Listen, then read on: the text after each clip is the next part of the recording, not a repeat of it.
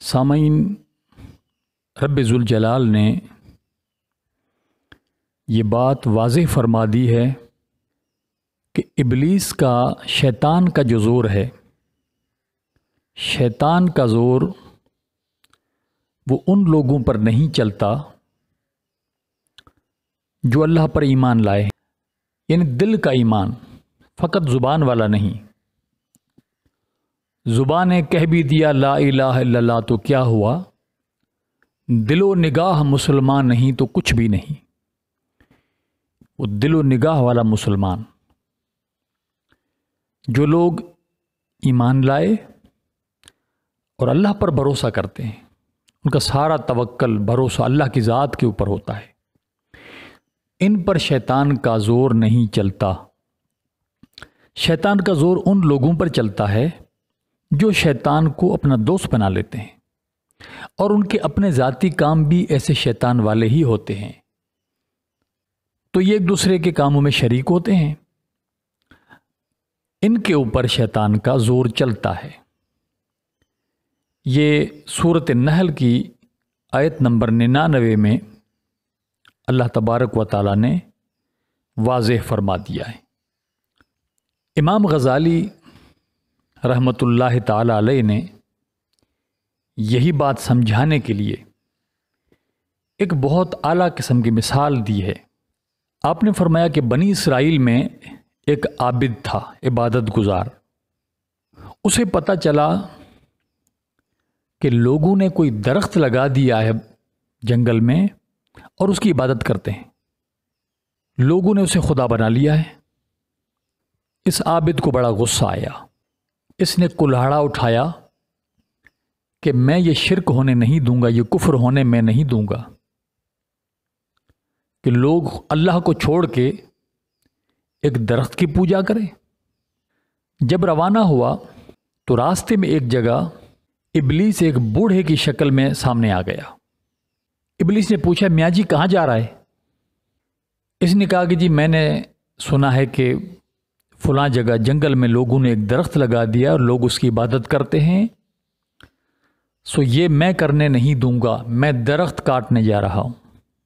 ابلیس نے کہا کہ واپس ہو جاؤ عبادت کرو، عبادت میں مصروف رہو، تیرے لیے یہی بہتر ہے۔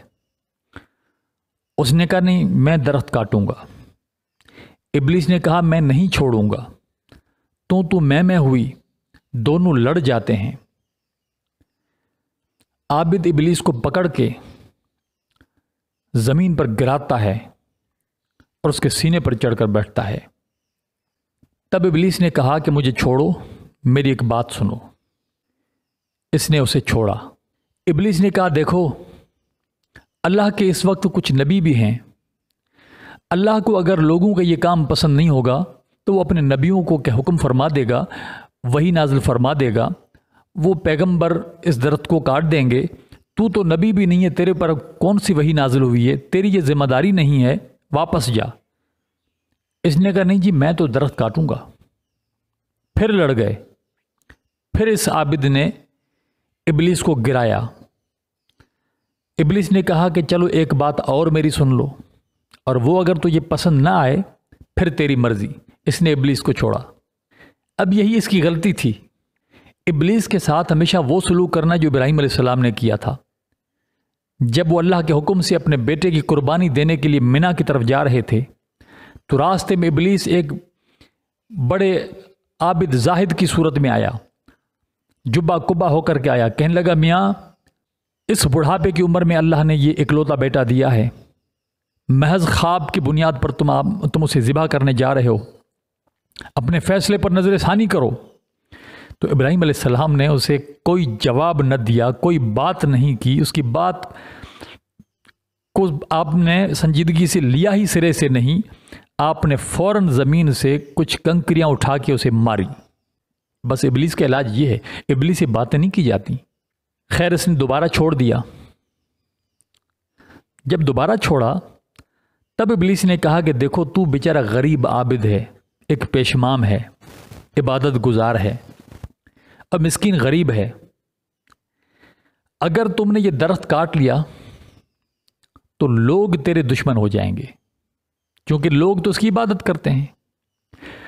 لوگ تیرے دشمن ہو جائیں گے اور تیرا سارا کھانا پینا اڑنا بچھونا سارا خرچہ انہی لوگوں سے آتا ہے۔ وہ تمہارا لوگ بند کر دیں گے، بھوکا مرے گا۔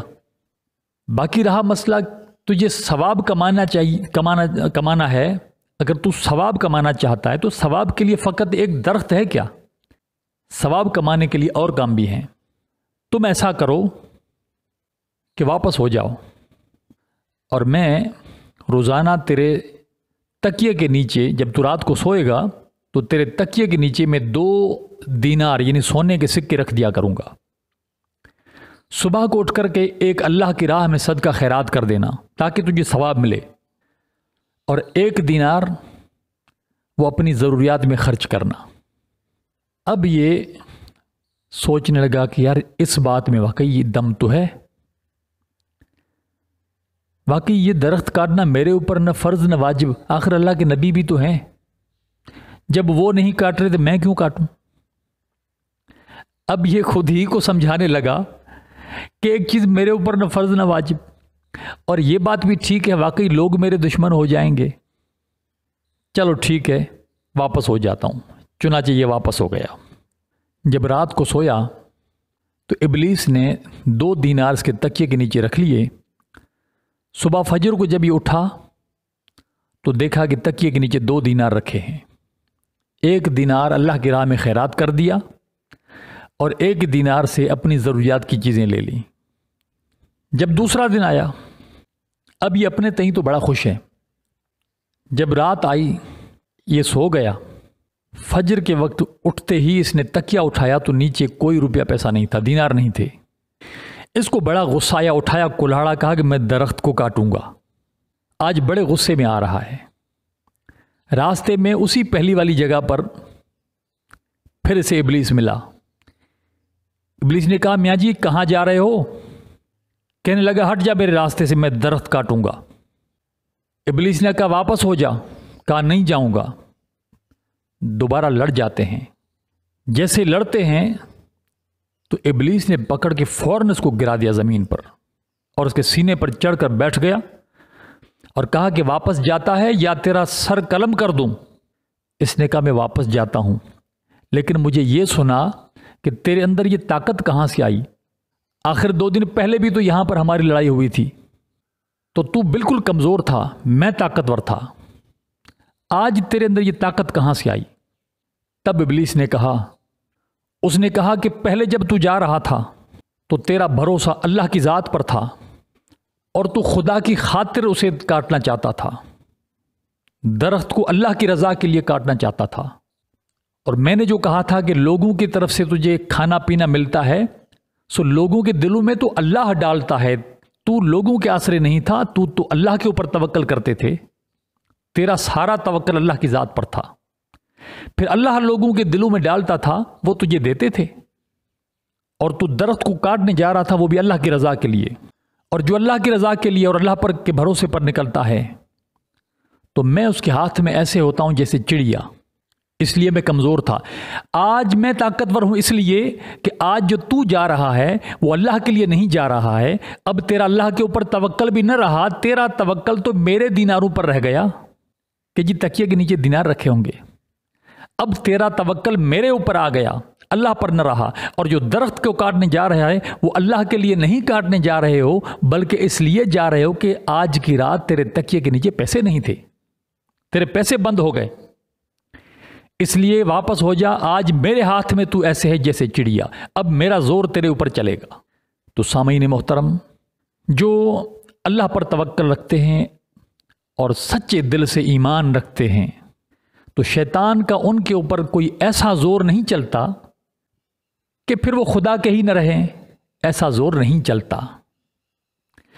شیطان ان سے ایسے گناہ بھی نہیں کرا سکتا کہ بعد میں انہیں پھر توبہ بھی نصیب نہ ہو، نہیں، ایسا نہیں کر سکتا۔ شیطان کا زور ان لوگوں پر چلتا ہے جو شیطان کے یار ہیں، جو شیطان کے دوست ہیں، جو شیطان کے ساتھی ہیں، اور ان کے اپنے کام بھی شیطان والے ہی ہوتے ہیں۔ اللہ تبارک و تعالی ہمیں قرآن حکیم کے ان فرمودات پر عمل کرنے کی توفیق نصیب فرمائے۔ وما علینا الا البلاغ المبین۔